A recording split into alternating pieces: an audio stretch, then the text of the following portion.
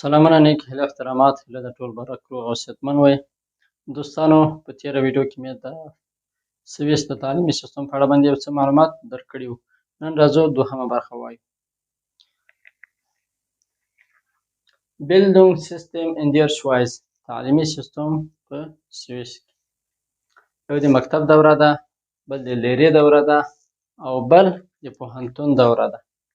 د مکتب په اړه باندې مو معلومات ورکړي وو چې له اول صنف نه تر نهم صنف پورې مکتب ویل کېږي. اووم صنف کې د نورو مضامینو ترڅنګ یو مضمون تیوري درس ورکول کېږي. په اتم صنف کې د نورو مضامینو نورو درسونو ترڅنګ دوی شنوفر کوي. داسې شنوفر څه ده او څنګه کېږي په تېرو ویډیو کې ما معلومات ورکړي، کولی شئ هلته وګورئ. همچنان په نهم صنف کې دوی لیره پیدا کوي. هغه شاګردان چې نهم صنف ته لاړ شي هغوی کوشش کوي د نورو درسونو ترڅنګ لیره ځان ته پیدا کړي. نن راځو د لیرې بخش وایو چې لیره کوم ډول ده، څو کاله ده، څنګه او کولی شو لیره وکړو. دلته دوستانو لیره په دوه ډوله ده، AFZ سند ده او ABA سند ده. راځو چې AFZ څه معنا. AFZ ده Eidgenössisches Fähigkeitszeugnis مخفف ده. که معنا کو د فدرالي وړتیا سند معنا ورکوي. دا دوستانو د لیسانس معادل ده.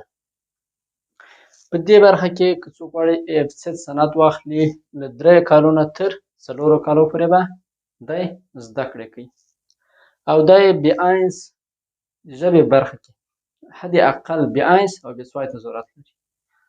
په دې بخش کې مو ډېر فکر دوستانو کوشش وکړئ زه به په ټوله معنا باندې زده کړئ. وروسته د هغه نه لاړ شئ د لیرې بخش ته، ځکه تاسو کله لیرې ته ځئ باید د استاد چې کوم درس درکوي په ټوله معنا باندې د هغه نه اخذ وکړئ او کوم کتابونه چې تاسو ته تدریس کېږي تاسو وکولی شئ له هغه نه مطلب واخلئ. تقریبا په اوس مهال په 22 مسلکونو کې 180 رشتې شته چې کولی شئ د AFZ سند پکې واخلئ. کله چې تاسو غواړئ په دې بخش کې لیره وکړئ هر بخش ته فرق کوي. کولی شئ 3 کاله پکې لیره وکړئ، کولی شئ 4 کاله پکې لیره وکړئ. د لیرې په جریان کې دوستانو تاسو په هفته کې 5 ورځې درس ته ځئ. په 5 ورځو کې 2 ورځې تاسو تیوري درس وایې او 3 ورځې کار ته ځئ.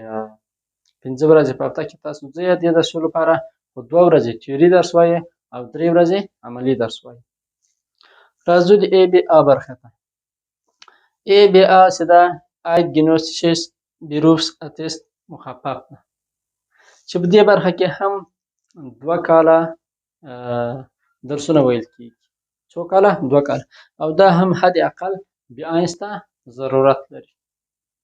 یوه بله خبره هغه ده چې دوستانو کله چې یو کس د ABA سند ولري او وغواړي چې د AFZ سند واخلي، دا کس کولی شي د AFZ برخه کې دا سند لري، د ABA سند لري خو دی غواړي AFZ سند ولري، دی کولی شي په دغه بخش کې د دوهم صنف نه خپل درسونه شروع کړي. د مثال په ډول یو کس د ABA سند لري خو دی غواړي د AFZ په برخه کې 3 کلن سند ترلاسه کړي او دا سند لري، دی کولی شي له دوهم صنف نه خپل زده کړو ته ادامه ورکړي.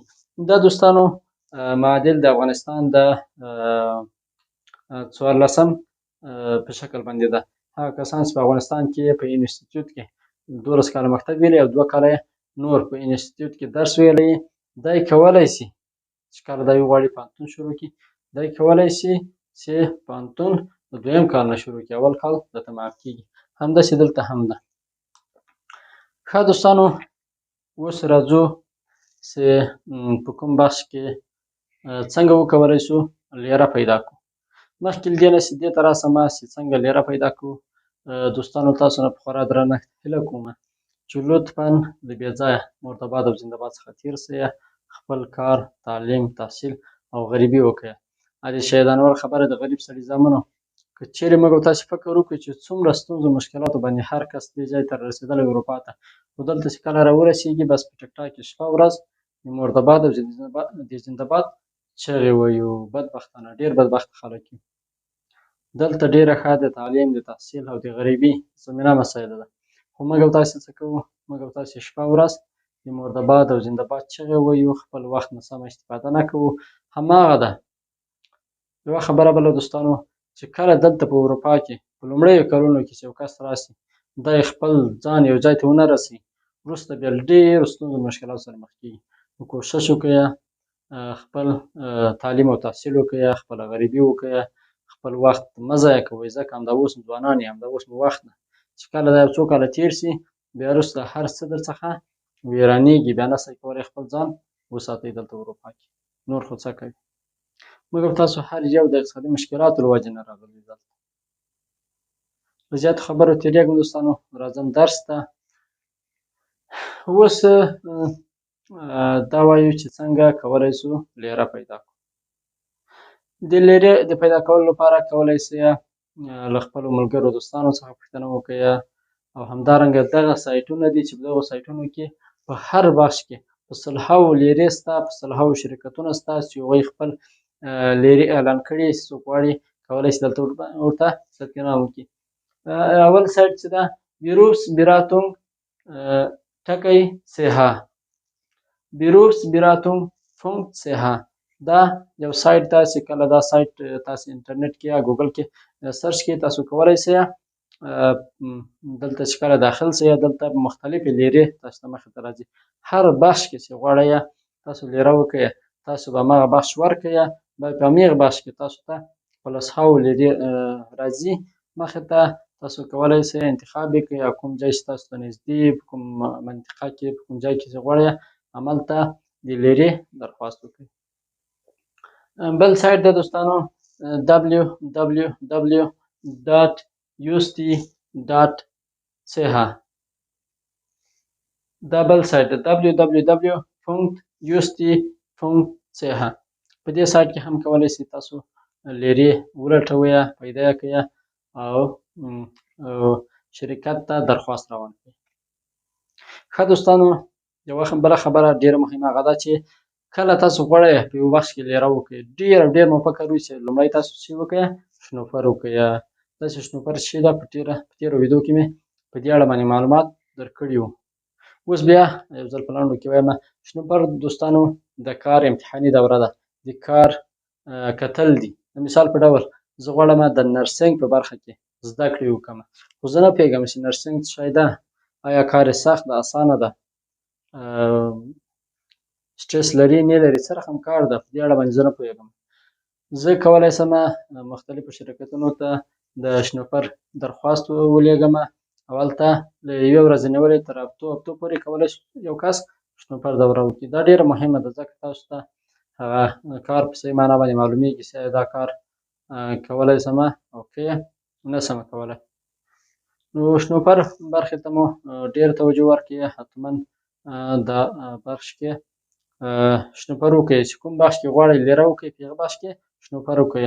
اوس راځو دوستانو چې کله تاسو انتخاب وکړئ چې په دې بخش کې لیره کوم او پیدا مو هم کړل یو ځای کې، اوس تاسو کوم شرکت کې چې غواړئ لیره وکړئ هغه شرکت ته تاسو ایمیل کوئ. چې ایمیل هم ورته وکړو هغه بېرته جواب درکوي چې سمه ده، موږ په دې بخش کې یو دوه یا درې کسانو ته ضرورت لرو، خپله CV دې راولېږه. تاسو به څه شی کوئ؟ خپله CV به په ټوله معنا باندې په صحیح معنا باندې جوړوئ او هغه ته به یې ورلېږئ. په CV کې به هېڅکله دروغ نه وایئ، هغه څه چې یئ هماغه ته به ځان معرفي کوئ. CV به د خپل ځان د خپلې وړتیا مطابق جوړوئ.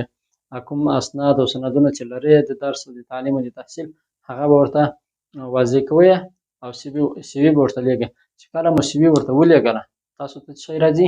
تاسو ته انټرویو راځي، د کار انټرویو راځي. تاسو ته غواړي شرکت تاسو سره انټرویو کوي. اوس راځو دا وایو چې مخکې له دې نه چې موږ انټرویو ته ولاړ شو باید څه وکړو؟ باید دوستانو څلور نقطو ته ډېر فکر وکړو. اول دا چې باید په خپل وخت باندې انټرویو ته ولاړ شو. دویم دوستانو خپل موبایل باید خاموشه کړو یا یې سایلنټ کړو. دریم دوستانو باید مناسب لباس واغوندو. څلورم دوستانو باید یوه د یاداشت کتابچه له ځان سره ولرو. اوس راځو چې کله مو انټرویو ته ځان آماده کړئ وایو چې کوم هغه سوالونه چې تاسو کله انټرویو ته لاړ شئ تاسو څخه کېږي دا سوالونه وایو.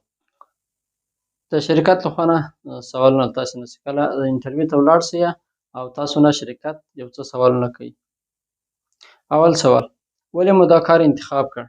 دویم سوال ولې مو زموږ شرکت ته د کار درخواست روان کړ؟ دریم سوال په دې کار کې د څه سره مینه لرئ؟ څلورم سوال زموږ د شرکت په اړه باندې څومره پوهیږئ؟ پنځم سوال ستاسو د ضعف او قوت نقطه څه ده؟ شپږم سوال په فارغ وخت کې کوم کارونه ترسره کوئ؟ اووم سوال د مکتب په کومو درسونو کې لایقه وئ او نمرې مو ښې وي؟ اتم سوال په کومه برخه کې مو شنوفر یا امتحاني کار کړی دی؟ دا هغه سوالونه دي چې تاسو کله یو شرکت ته د لیرې لپاره ځئ او انټرویو ته مو غواړي دا سوالونه در څخه کېږي باید مخکې له مخکې دې سوالونو ته ځوابونه ولرئ. اوس راځو وایو چې هغه سوالونه چې تاسو یې باید د شرکت د انټرویو والا څخه وکړئ هغه کوم سوالونه دي؟ د شرکت څخه ستاسو سوالونه اول دا کار کومې مرحلې لري؟ څوک کار یا درس را زده کوي؟ دویم سوال په کومه برخه کې کارګر نیول کیږي؟ دریم سوال د کار ځای چیرته ده؟ آیا کولی شم یې وینم؟ څلورم سوال د حرفوي زده کړو مکتب چیرته ده؟ لکه مخکې مې دوستانو چې وویلې چې تاسو کله لیره کوئ په هفته کې 2 ورځې تیوري درس وایي او 3 ورځې عملي درس وایي. دلته به تاسو سوالونه کوئ چې د حرفوي زده کړو مکتب چیرته ده؟ پنځم سوال څومره معاش ورکوئ؟ شپږم سوال د انتخاب پروسه څومره وخت نیسي؟ له انټرویو څخه وروسته چې کله تاسو څخه شرکت سوالونه وکړل او تاسو هم ورڅخه سوالونه وکړل راغلی کور ته باید څو نقطې په نظر کې ونیسئ. اول له ځانه پوښتنه وکړئ چې آیا ما سوالونو ته صحیح ځواب ورکړ او که نه. دویم باید صبر ولرئ ځکه ستاسو سی وي او ټول معلومات په صحیح معنا باندې څېړل کېږي شاید یوه هفته 2 هفتې تر یوې میاشتې پورې وخت نیسي نو صبر باید ولرئ.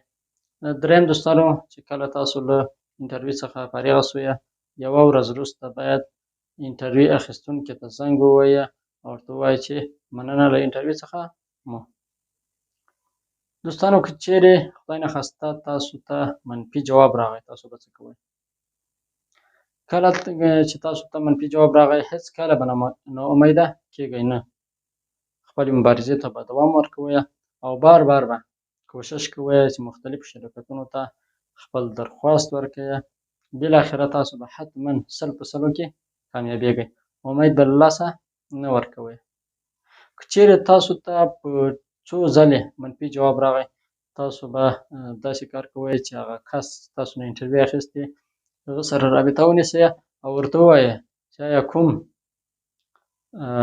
سوالونو ته ما صحیح جواب ورنه کړلی سولی یا د ما د ضعف نقطې کومې دي. دا وه د نن ورځې ویډیو له ملګرو سره شریکه کړئ تر بیا بل ویډیو پورې یا الله امان.